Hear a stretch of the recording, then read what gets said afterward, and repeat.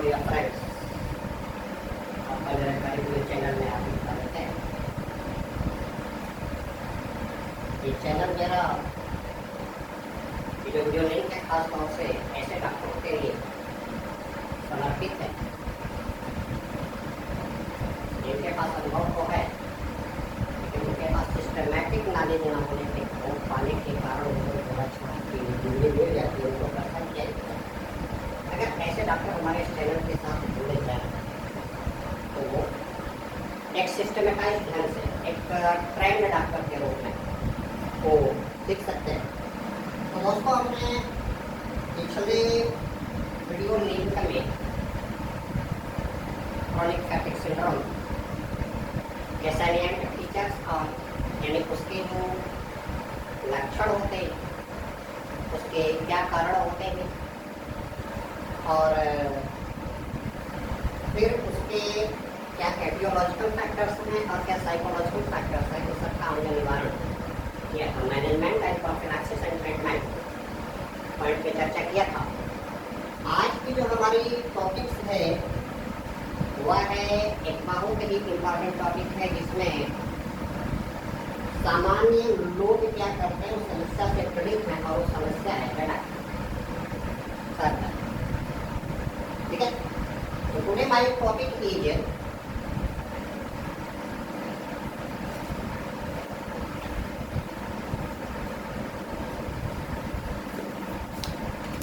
my today's topic is जिसको आप बोलते हो सर दर्द। Headache is usually a benign symptom. Headache is usually a benign. अब आप ये सोच सकते हैं कि ये बिनाइन सिम्पटम क्या होता है। एक ऐसा सिम्पटम जो रोग के साथ साथ चाहे कोई भी आपको बीमारी है, जैसे आप फीवर की समस्या से पीड़ित हो, कार्डियक की समस्या से पीड़ित हो, तो उसके साथ साथ आपको ये क्या करेगा, सर दर्द की समस्या जनरली ये देखने में आता है। बहुत से लोग क्या है, सर दर्द की समस्या से पीड़ित हैं। सर दर्द होने के पीछे कारण क्या हो सकते हैं, जैसे मेंटली टेंशन में हो या हाइपर टेंशन का शिकार हो या उसको सोशली और साइकोलॉजिकली कोई क्या हो समस्या हो, तो व्यक्ति क्या करता है, वो सर दर्द की समस्या से, हेडेक की समस्या से पीड़ित होता है। तो इसके डेफिनेशन बता रहा है कि headache is a benign, usually A benign symptom but occasionally, सामान्य तौर पे सामान्य होता है, लेकिन क्या होता है, अक्सर ये समस्या क्या करती है, indicates the presence of any complicated problem. अगर सर दर्द की समस्या से कोई बार बार पीड़ित है तो कोई उसकी बॉडी पे बहुत ही गंभीर स्थिति शो कर रही है, फिर इसके लिए आप क्या करोगे, उसके ब्रेन की आप क्या करोगे, उसकी मार्कोलॉजी, उसको न्यूरोलॉजी, सारे टॉपिक्स को आप उसको डील करोगे। हो सकता है कि उस व्यक्ति का बीपी कम हो रहा हो, बीपी कम होने की वजह से क्या होगा, उसके ब्रेन में ब्लड की सप्लाई क्या होगी, कम होगी। और जब ब्रेन में ब्लड की सप्लाई कम होगी तो आप पहले ही जानते हो ऑक्सीजन कम होने पे कार्बन डाइऑक्साइड का डिपोजिशन ज़्यादा होता है।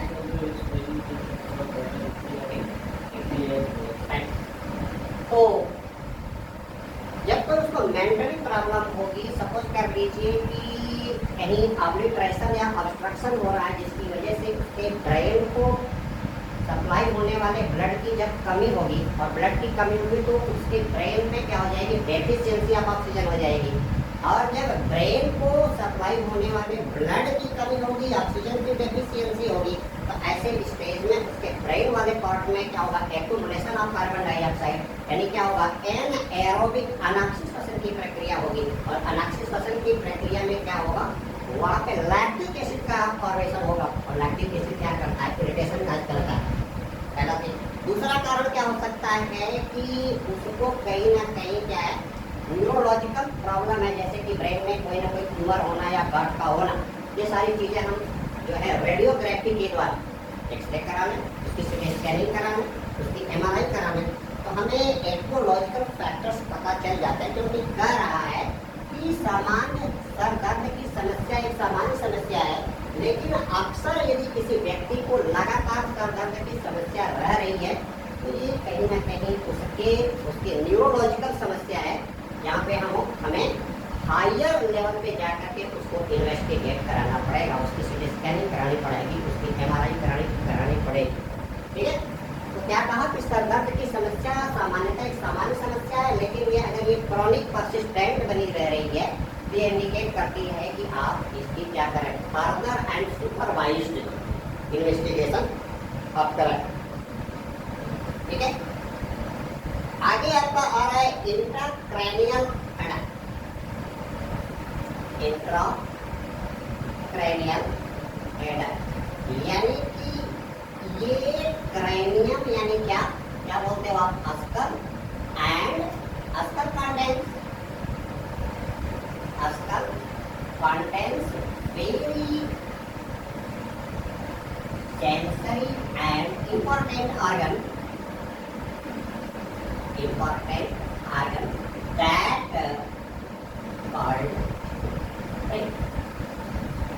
तो क्रेनियम के अंदर यदि कोई समस्या है, जैसे इंट्राक्रैनियल प्रेशर का बढ़ जाना, ब्रेन को जो ब्लड की सप्लाई होती है, यदि किसी कारण से व्यक्ति क्या है हाइपरटेंशन का शिकार है या व्यक्ति हाइपरग्लाइसीमिया का शिकार है। Do you know hyperglycemia? Hyperglycemia is the condition in which glucose level inside the blood increases dianormal। क्या करेगा, ग्लूकोज की कंसंट्रेशन नॉर्मल से बढ़ जाएगी, and in the condition of hyperglycaemia generally patient fails severe headache. क्या करेगा, भयानक sir दर्द की समस्या महसूस करेगा। वो पहला टाइप का जो हेडेक उसका है इंट्राक्रैनियल हेडेक है, यानी कि ये उसके दिमाग से संबंधित समस्या है, या उसका क्या है ब्रेन के पार्ट को जो ब्लड की सप्लाई हो रही है वहाँ पे कम मात्रा में सप्लाई हो रही है, या ब्रेन को सप्लाई करने वाली जो कैरोटिड आर्टरीज है, ठीक है, यहाँ से जो निकल करके आर्च पे वाटर से जो कैरोटिड आर्टरी गई वो क्या है, ऑब्लिटरेटेड है। या कभी कभी क्या होता है कि ऑब्लिटरेशन का काज तो आप जानते हो कि ब्लड ल्यूमेन के अंदर कोलेस्ट्रॉल का डिपॉजिट हो जाना या फैट का डिपॉजिट हो जाना, इसकी वजह से जब वेसो कंस्ट्रिक्शन की स्टेज आएगी, तो ऐसे स्टेज में ब्लड की जो सप्लाई होगी वो हाई प्रेशर के साथ होगी, और जब हाई प्रेशर के साथ होगी तो कभी कभी क्या होता है SAH हो जाया करता है due to hyper tension as SAH। What is SAH? Sub अरेक्नाइडल haemorrhage. SAH क्या है, सब अरेक्नाइडल हेमरेज, जिसको आप सभी सामान्य भाषा में क्या बोलते हैं, ब्रेन हेमरेज। और ये काफी क्या होती है, कठिन कंडीशन होती है, व्यक्ति सर दर्द की समस्या से है, थ्रॉबिंग पेन यानी ऐसा लगेगा कि उसको क्या करता है, ये टन मारता है। ये सर दर्द देखिएगा किस तरह का है, टन मारता है। अगर थ्रॉबिंग पेन हो रही है इसका मतलब कि ब्रेन वाले पार्ट में क्या हो रहा है, ब्लड की सप्लाई कम हो रही है और प्रेशर क्या है, ज्यादा है। ऐसे केसेस में अक्सर क्या हो जाता है कि व्यक्ति को ब्रेन हेमरेज होने की समस्या रहती है, that leads to production of paralysis और it will produce hemiplegia, quadriplegia और मोनोप्लेजिया। यानी कि ऐसे केस में या तो शरीर का एक पार्ट क्या हो जाए, पैरालाइज हो जाए, नकवाग्रस्त हो जाए, या तो क्या करें, दोनों हाथ पैर बैठ में जाए, या दोनों पैर पर बैठ में जाए, या बॉडी के किसी और पार्ट पे क्या हो सकती है, पैरालिसिस की समस्या हो सकती है। तो पहला जो है हेडेक का काज है इंट्राक्रैनियल हेडेक, और इसका कारण है इंक्रीज ऑफ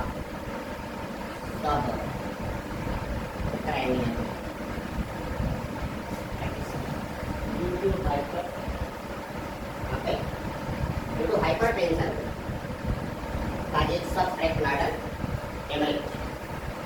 दूसरा काज है हेडेक का आपका, जो होता है vascular causes of headache, vascular causes of headache. तो इसमें आपको इंट्राक्रैनियल एन्यूरिज्म आ सकता है, इंट्राक्रैनियल एन्यूरिज्म, यानी कि ब्रेन पार्ट में ब्लड की सप्लाई है उसमें कहीं ना कहीं क्या है, एन्यूरिज्म है। And what is aneurysm? Aneurysm has the impaction of foreign body, blood aneurysm, रक्त की नलिका के अंदर कोई बाहरी पदार्थ क्या हो जाए, चला। दोस्तों एक चीज हमें ध्यान रखना है कि जब हम क्या करते हैं, किसी पेशेंट को आईवी फ्लूइड देते हैं, ध्यान दीजिएगा, जब किसी मरीज को पैरेंटेरल थेरेपी दी जाती है, पैरेंटेरल थेरेपी दी जाती है, यानी आप क्या कर रहे हो, उसको आईवी फ्लूइड क्या कर रहे हो, इनफ्यूज कर रहे हो, ठीक है। तो एक प्रिकॉशन आपको रखना है, क्या प्रिकॉशन रखना है, एयर बबल्स का,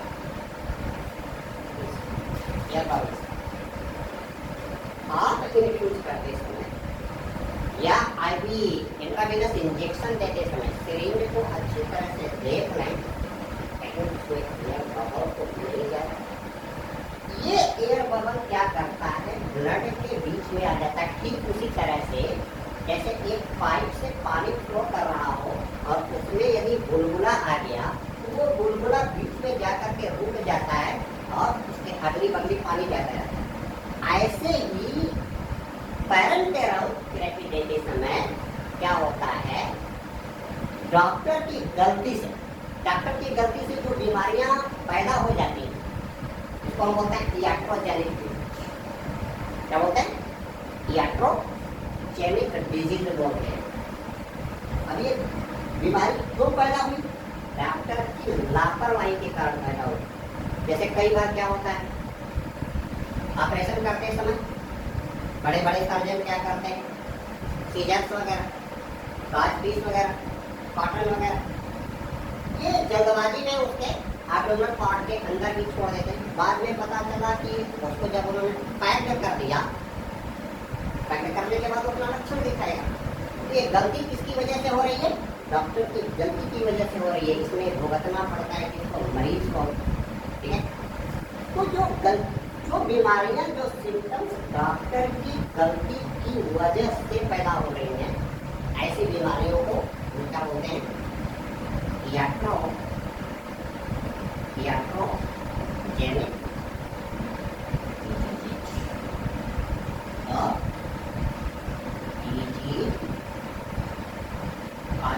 ignorance of doctor, ignorance of। तो अभी आपको क्या बताया, वैस्कुलर काजेज ऑफ हेडेक, ध्यान दीजिएगा, जब आप आईवी फ्लूइड क्या करते हो, इन्फ्यूज करते हो। सपोज कर लीजिए ये आपका क्या है, ये आपका है ब्लड वेसल, और इसके अंदर क्या है, ये है बबल है, ये बबल। अब ये बबल क्या करता है, लार्जर साइज के वेन से, जिनकी साइज क्या है, बड़ी है, उनसे तो पास कर जाता है, लेकिन यही ब्लड वेसल जब आगे चल करके कई पतली पतली शाखाओं में क्या करती है, डिवाइड होती है। तो ये पूरा का पूरा बबल क्या कर देगा, उसको इम्पैक्ट कर देगा, ब्लॉक कर देगा। और जब एयर बबल ब्लॉक कर देगा, वैसे भी आप जानते हो जब एयर बबल आ गया तो आगे फ्लूइड का जाना बंद हो जाएगा। ऐसे स्टेज में क्या होगा, जब ये एयर बबल ब्लॉक कर देगा, ये जिस पार्ट को ब्लड लेकर के जा रहा है, उस पार्ट को ब्लड की सप्लाई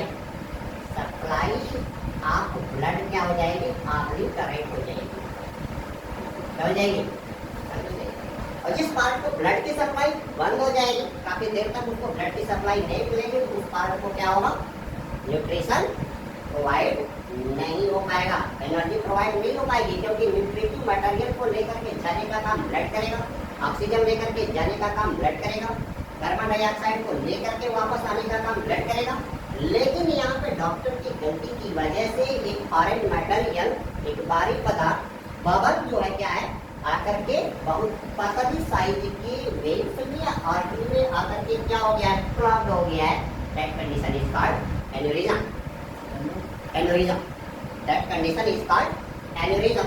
अब एन्यूरिज्म की स्टेज में क्या होगा, जिस भी पार्ट में एन्यूरिज्म होगा, फॉरेन मटेरियल इम्पैक्ट होगा, जिस अब वो आपकी कैपिलरी या वेन या आर्टरी जिस पार्ट को ब्लड सप्लाई दे रही है या जिस पार्ट से ब्लड को क्या कर रही है, रिटर्न ला रही है, उस पार्ट को न तो ब्लड जा पाएगा और न तो ब्लड आ पाएगा।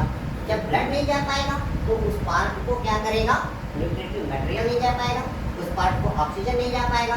ऐसे स्टेज में जिस पार्ट को वो जो स्पेशल जो आर्टरी या वेन्स है सप्लाई कर रही है, due to deficient condition of nutritive material, वो पार्ट क्या करेगा, वो डेड होने लगेगा। ठीक है, और यहाँ पे एक कंडीशन पैदा होगी, वो कंडीशन आपका कहलाएगा इस्कीमिया कहलाएगा या इन्फेक्शन कहलाएगा। ठीक है, तो इस्कीमिया, तो अब यहाँ पे ये क्या करेगा, ये आपको पैदा कर देगा इस्कीमिया और infection of that part of body which that special vein or blood vessel supply like blood। तो जब क्या करेगी, इस पार्ट को ब्लड की सप्लाई ऑब्लिटरेट होगी, बंद होगी, वो पार्ट क्या होगा, जब डेड होगा तो ऐसे स्टेज में वो क्या प्रोड्यूस करेगा, वो एक पेन प्रोड्यूस करेगा, दैट इज क्या कहलाएगा। तीसरा कारण है स्पेस ऑक्युपाइड रीजन।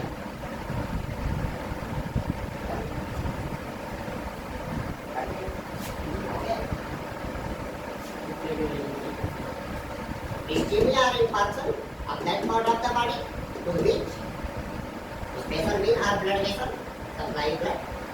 और जब ब्लड सप्लाई क्या होगी, ऑब्लिटरेट होगी तो वहाँ पे क्या होगा, एनारोबिक ऑक्सीडेशन होगा, एनारोबिक रेस्पिरेशन होगा, क्योंकि ऑक्सीजन तो मिल रही है। और जब एनारोबिक रेस्पिरेशन नहीं, एनारोबिक रेस्पिरेशन होगा तो उस पार्ट में क्या होगा, फॉर्मेशन ऑफ लैक्टिक एसिड, और लैक्टिक एसिड क्या करेगा, ये इरिटेट करेगा, और इरिटेट करेगा तो आपको क्या सीवियर हेडेक का अनुभव करना पड़ेगा। तो अगला जो काज है हेडेक का,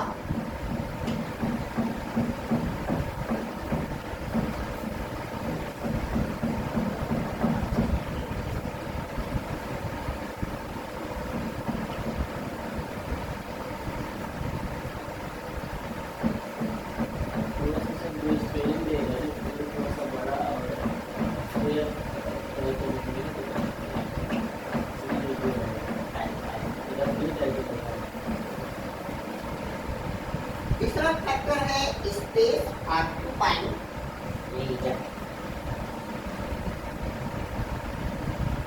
स्पेस ऑक्युपाइंग रीजन, ये क्या होता है, इसमें आपका सबड्यूरल हेमाटोमा,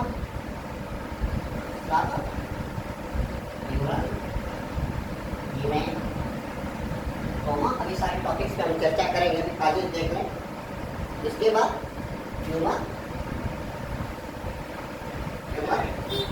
इसके बाद आपका है progressive and throbbing associated papilloedema. Progressive and throbbing पैपिलोएडिमा।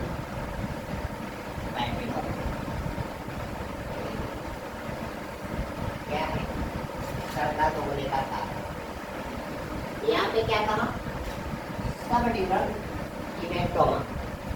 तो एक चीज आप जानते हैं कि आपका जो ब्रेन है, ब्रेन enclosed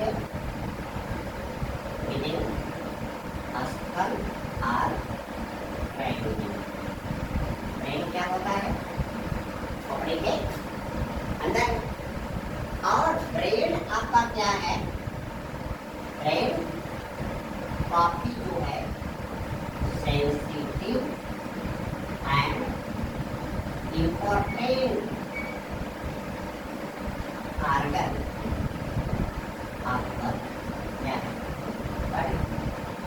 तो इसकी हमें जितनी हो सके हमें क्या करनी है? इसकी सुरक्षा करनी। तो दोस्तों हम क्या करते हैं जब हम गाड़ी वगैरह चलाते हैं, अपने सर पे तो क्या करते हैं? वो आमलेट लगा करके चलते हैं। हाँ, हेलमेट लगा लेते हैं। और हेलमेट से क्या होता है? आपका जो most sensitive part of the body जो ब्रेन है, ये क्या होता है? सुरक्षित पड़ा रहता है। अक्सर क्या होता है? Due to injury, there is a breakage of vessels of the brain। चोट लगने से ब्रेन को ब्लड सप्लाई करने वाली जो खून की नलिकाएं होती हैं वो फट जाती है। लेकिन क्या होता है?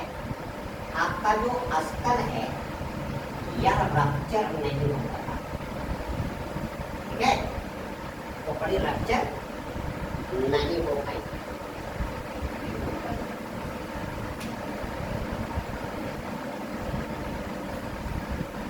जब हड्डी नहीं फटी तो क्या करेगा?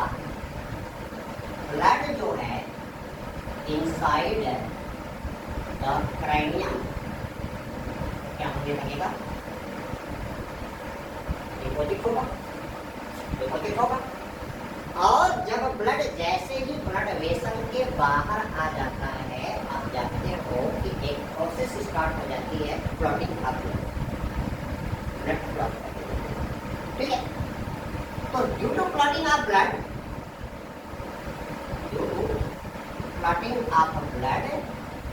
there will be production of thrombosis। क्या हो जाएगी? थ्रम्बस फॉर्मेशन, क्लॉट बन जाएगा। और जब ये क्लॉट बन जाएगा क्या करेगा? It will produce adverse effect on the physiology of brain के नॉर्मल फंक्शन पे क्या करेगा? दुष्प्रभाव लाएगा, ठीक है? तो यहाँ पे ब्रेन के अंदर चोट लगने के कारण ब्लड क्या हुआ? ब्लड वेसल से बाहर निकला, लेकिन ये अस्कल काफी मजबूत होने के कारण ये नहीं फटी। ध्यान दीजिए, चोट लगे और ये अगर फट जा रहा है, ब्लड निकल जा रहा है तो अच्छी बात। अगर ये नहीं फटा तो ये ब्लड आपके बॉडी के अंदर क्या करेगा? वो क्लॉट कर जाएगा, ब्रेन के अंदर क्लॉट कर जाएगा। और जब ब्रेन के अंदर क्लॉट कर जाएगा तो वो क्या करेगा? ब्रेन के नॉर्मल फंक्शन में क्या करेगा? एबनॉर्मलिटी पैदा करेगा, और जो आगे चल करके क्या करेगा? सीवियर अटैक करेगा। तो ऐसे केस में हम क्या करते हैं? व्यक्ति का स्कैनिंग करा लेते हैं। यू नो सीटी scanning? What is the full form CT scan? Full form of CT scan. Form of CT scan is computerized tomography scan. Computerized tomography scanning या कराते हैं, क्या कराते हैं? उसका MRI कराते हैं। Do you know MRI? What? Magnetic resonance imaging, magnetic resonance imaging, ये जो हीमेटोमा हुआ, जो ब्लड का क्या बना, क्लॉट बनेगा, ठीक है, ये क्या करेगा, जब वो डिपॉजिट करेगा तो ब्रेन के अंदर नॉर्मल फ्लो आपका ब्लड में क्या करेगा, रुकावट डालेगा, किसी न किसी पार्ट को क्या कर देगा, ऑब्स्ट्रक्ट कर देगा, ब्लॉक कर देगा। और जब ये ब्लॉक कर देगा तो ऐसे केस में जिस भी पार्ट को वो आर्टरी या वेसल ब्लड ले करके जा रही है, ब्रेन का वो पार्ट क्या होने लगेगा, डेड होने लगेगा। तो एक सिम्टम देगा क्या, सीवियर हेडेक देगा। अगला क्या कहा, ब्रेन के अंदर एब्नॉर्मल सेल जैसे ट्यूमर का बन जाना, ट्यूमर का बन जाना। और एक चीज आप ध्यान देंगे, छोटे बच्चों में अक्सर ट्यूमर बनने के पीछे एक कारण होता है छोटे बच्चों का क्या, मिट्टी खाना, छोटे बच्चों का मिट्टी खाना। और उस मिट्टी में क्या होते हैं, आपके वर्म्स के स्पोर्स होते हैं, तो क्या करेंगे, वो चले जाते हैं और आपके इंटेस्टाइन से होते हुए ब्लड स्ट्रीम में, ब्लड स्ट्रीम से होते हुए आपके किडनी में चले जाएंगे, किडनी से होते हुए आपके लीवर में चले जाएंगे, फ्लो करते हुए क्या करेंगे, आपके लंग्स में चले जाएंगे और कहाँ पहुँच जाएंगे, ब्रेन में पहुँच जाएंगे। और एक चीज ध्यान दीजिएगा, जब ये वर्म्स ब्लड के अंदर पहुँचते हैं तो कभी कभी क्या करते हैं, सिस्ट फॉर्मेशन कर लेते हैं। यू नो सिस्ट क्या होता है, एक मोटी कवरिंग बना लेते हैं, ठीक है। तो आपका लीवर में सिस्ट बन जाता है, ब्रेन में सिस्ट बन जाएगा, और जब ये सिस्ट बन जाएगा या आपके ब्रेन के कुछ सेल्स जिसको आप क्या बोलते हो, गांठें बोलते हो, नोड्स बोलते हो, और इसकी सेल्स अगर क्या हो गई, इनकी फिजियोलॉजी अगर एबनॉर्मल हो गई या rate of cell division, rate of cell division क्या हो गई, ये चेंज हो गई, यानी सेल जल्दी जल्दी डिवाइड करने लगी। और सेल का जल्दी जल्दी डिवाइड होना एक कंडीशन पैदा करता है कि वहाँ पे एबनॉर्मल सेल यानी कि लंप ऑफ सेल्स क्या हो रहा है, डिपोजिट हो रहा है। और जब सेल्स की संख्या बढ़ेगी तो उसको ज्यादा न्यूट्रिशन चाहिए, और इनकी क्या है, बिहेवियर भी एबनॉर्मल हो गया। क्योंकि सेल डिवीजन की जो प्रोसेस होती है वो जीवन की 2 स्टेज में होता है, और उसकी टाइमिंग भी होती है 30 मिनट में 1 से 2 सेल हो जाती है। लेकिन अगर उनका नेचर क्या हुआ, एबनॉर्मल हुआ due to genetic variation, due to genetic variation or due to presence of oncogene, that is the branch of oncology, and further we will study about what is oncology and what are the oncogenes and what are the oncovirus। तो इसके बारे में हम लोग क्या करेंगे, चर्चा करेंगे। और जब कोई किसी सेल्स का नेचर क्या कर जाता है, चेंज कर जाता है, तो उसकी सेल क्या करने लगती है, जल्दी जल्दी डिवाइड होने लगती है, माइटोटिक डिवीजन करने लगती है, समसूत्री विभाजन करने लगती है। और ऐसे स्टेज में जब सेल्स किसी पार्ट में ज़्यादा बन जाएंगे तो वहाँ पे एक लंप ऑफ सेल्स हो जाएगा, और वो लंप ऑफ सेल्स क्या करेगा, उस पार्ट को क्या कर देगा, ऑब्लिटरेट कर देगा, ब्लॉक कर देगा, और क्या करेगा, उस पार्ट को ब्लड की सप्लाई ब्लॉक कर देगा। खास तौर से उन बच्चों में जो मिट्टी वगैरह खाते हैं, ठीक है। एक बीमारी होती है न्यूरोब्लास्टोसिस्टिक सार्कोमा, न्यूरोब्लास्टोसिस्टिक सार्कोमा, वो क्या होता है, गांठ बना लेता है, सिस्ट बना लेता है, और जब सिस्ट बना लेता है तो ब्रेन के किसी पार्ट को ब्लड की सप्लाई क्या कर देता है, ऑब्स्ट्रक्ट कर देता है, और ब्लड की सप्लाई ऑब्स्ट्रक्ट करता है। That will leads to production of severe, that will leads to production of severe headache. अगला कार्य आपका आ रहा है, क्या करें, प्रोग्रेसिव एंड थ्रॉबिंग पैपिलोइडिमा, यानी कि अगर आपका IOP what is IOP, intra ocular pressure, आंख के अंदर जब स्ट्रक्चर आप पढ़ेंगे तो आंख के क्या है, 3 लेयर हैं। एक होता है आपका स्क्लेरा होता है, दूसरा होता है कोराइड होता है, और तीसरी लेयर क्या होती है, रेटिना की होती है। स्क्लेरा क्या करता है, आंख के आंतरिक भागों को सुरक्षा प्रदान करता है, और इसके आप अपनी आंखों को सामने से देखें तो आंख का जो सफेद पोर्शन आपको दिख रहा है, दैट इज कॉल्ड स्क्लेरा, या बोले तो हिंदी में क्या बोले, उसको दृढ़ पटल बोलते हैं। अब उसके बीच में एक बड़ा सा पारदर्शक पर्दा होता है, लेकिन देखने में किसी का काला नजर आता है, किसी का नीला नजर आता है, किसी का भूरा नजर आता है। लेकिन दोस्तों वास्तव में ये जो स्क्लेरा का बीच वाला पोर्शन है, जो थोड़ा सा उभरा हुआ भाग है, ये क्या होता है, रंगीन नहीं होता है। क्या होता है, कलरलेस होता है, और क्या होता है, पारदर्शी होता है, ट्रांसपेरेंट होता है। इस पार्ट को हम बोलते हैं कार्निया, और इस कार्निया से होकर के लाइट की रेज क्या करती है, हमारी आंखों में एंट्री करती है। अब प्रश्न आता है कि आखिर कार्निया का रंग किसी का काला, किसी का भूरा, किसी का नीला क्यों दिख रहा है। हम तो कार्निया के रंग को देखकर ही दोस्तों क्या होते हैं, लट्टू हो जाते हैं। दोस्तों आप सभी डॉक्टर हो और आप सभी क्या हो जा रहे हो, लट्टू। लेकिन लट्टू नहीं होना, आपको ये पढ़ना है कि आंखों का रंग ऐसा क्यों आया। और एक चीज बता दें, हर व्यक्ति के कार्निया के पीछे जो पर्दा है, जिसको आप बोलते हो उपकारिका या बोलते हो आप आइरिस, इसकी बनावट क्या होती है, अलग अलग होती है। दुनिया के किसी भी दो व्यक्ति के आइरिस की बनावट एक जैसी नहीं। जिस तरह से दुनिया के किन्हीं भी दो व्यक्ति के हाथ के फिंगर्स की जो उस पे निशान है, उनकी बनावट एक जैसी नहीं। इसी तरह से आंख के अंदर पाई जाने वाली आइरिस की बनावट भी दो व्यक्तियों की एक जैसी नहीं। इसीलिए आपका जो आइडेंटिटी कार्ड जो बना, जो आधार कार्ड बना, इसमें क्या करते हैं, आंखों के आइरिस का भी क्या करते हैं, फिगर लेते हैं। और आप सोच रहे हो कि हम अपना हाथ जला देंगे, अरे अखियां थोड़ा ना फोड़ लेंगे। वहाँ पे क्या करेगी, आपके आइरिस के पहचान से वो आपको क्या कर लेगी, डिटेक्ट कर लेगी। तो दोस्तों अगर किसी व्यक्ति को इंट्रा आकुलर प्रेशर बढ़ रहा है, आंखों पे जलन, ऐसा महसूस होता है कि आंखों में क्या, आंख अभी निकल करके बाहर आ जाएगी। और ये कंडीशन खास तौर से आपको देखने में आती है थायरोटॉक्सिकोसिस।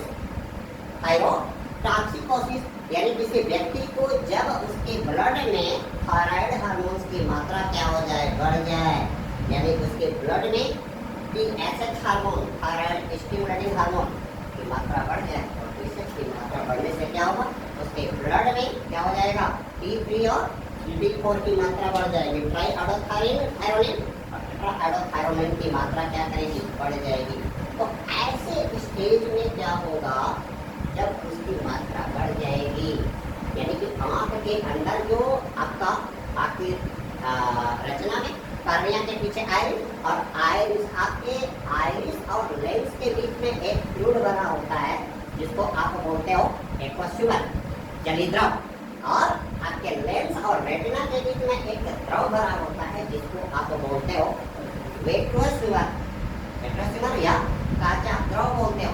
अब क्या होता है कि इनकी मात्रा वेरिएट करती रहती है, क्योंकि आपके आंख के ऊपरी पोर्शन में, अपर लिप्स के पास में कुछ विशेष कैनाल होती है, जिनको आप कैनाल ऑफ स्लैम बोलते हो। कैनाल ऑफ स्लैम, इनसे क्या होता है, वो फ्लूइड ऊज होता रहता है और बाहर निकलता भी रहता है। लेकिन किसी कारण से यदि जो है फ्लूइड बना और फ्लूइड बाहर नहीं निकल पाएगा, तो आपके आई बाल का प्रेशर क्या हो जाएगा, इंक्रीज कर जाएगा। और कोई व्यक्ति अगर ऐसे कंडीशन में अगर गुजर रहा है, तो उसको एक बीमारी आएगी, जिसको बोलते हैं समरवाई बोलते हैं, ठीक है, या विज्ञान की भाषा में ग्लोकोमा बोलते हैं, ग्लोकोमा। तो glaucoma is the condition in which intraocular pressure क्या कर जाता है, इंक्रीज कर जाता है। और जिनका इंट्राऑक्यूलर प्रेशर इंक्रीज कर जाता है, वो व्यक्ति क्या होता है, सीवियर सर दर्द की समस्या से क्या होता है, पीड़ित होता है। और ऐसे केस में आप क्या देखेंगे, ये सर में आंखों में थ्रोबिंग पेन, यानी क्या करता है, झटका मारता है। और दूसरी बात क्या आपको मिलेगी, पैपिलोएडिमा, पैपिलोएडिमा, यानी आंख के नीचे या फिर लोअर आईलिड्स है, यहाँ पे क्या देखने को मिलेगी, स्वेलिंग देखने को मिलेगी। और ये स्वेलिंग खास तौर से दो कंडीशन में देखने को मिलेगी। एक तो उसका बीपी डिस्टर्ब चल रहा हो, दूसरा क्या हो, उसके शरीर में बहुत ज्यादा क्या हो, प्रोटीन की डेफिशिएंसी हो, हाइपर प्रोटीनीमिया की कंडीशन हो। या कभी कभी क्या होता है, ये पैपिलोएडिमा कंडीशन तब आएगा जब व्यक्ति का डायस्टोलिक ब्लड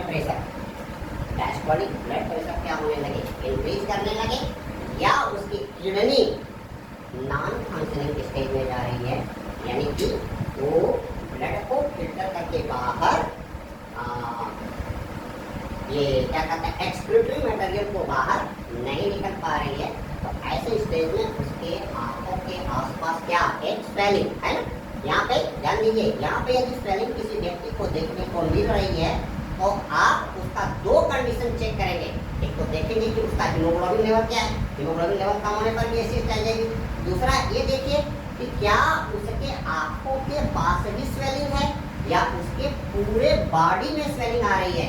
अगर पूरे बॉडी में स्वेलिंग आ रही है तो चेक करने का सीधा तरीका है, उसके हाथ पे क्या करिए, इस तरह से आप दबा दीजिए और दबाने के बाद गड्ढा पड़े और हाथ को हटाने के बाद तुरंत ये गड्ढा अगर नहीं आ रहा है नॉर्मल पे तो ये फिटिंग टाइप एडिमा आप आ जाएगी। और यदि उसके पैरों वगैरह तक में भी ये एडिमा अगर पहुंच गई है, ठीक है, तो उसको आप क्या बोलोगे, जनरल बॉडी एनासार का बोलोगे, जनरल बॉडी एनासार का बोलोगे।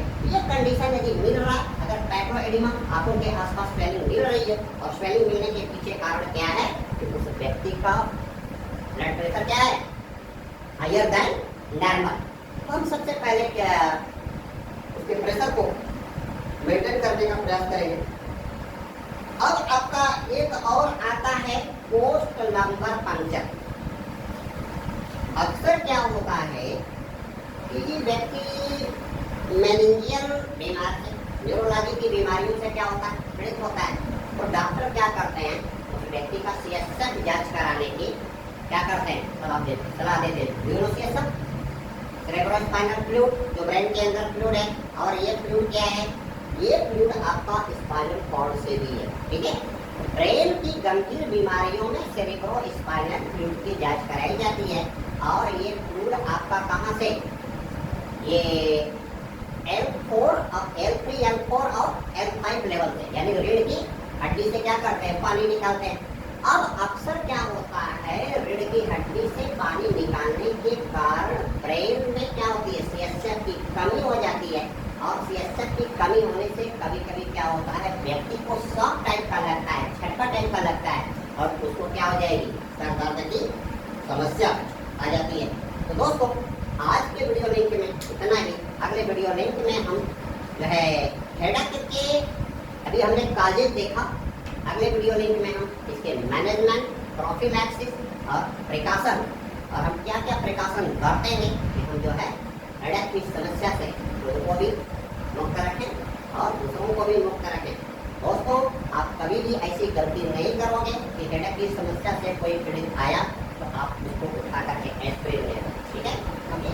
किसी भी दवा को देने के पहले उसके साइड इफेक्ट, उसके एडवर्स रिएक्शन के बारे में जान लीजिएगा, तब कोई दवा प्रिस्क्राइब कीजिएगा। दोस्तों आप मेरे साथ जुड़े रहिए और आपको मेडिकल लाइन की वो एक पूर्ण रहस्य मैं बता दूंगा कि आपको कोई झोला छाप कहने की जरूरत नहीं कर सकेगा और अच्छे MD MS भी आकर के आप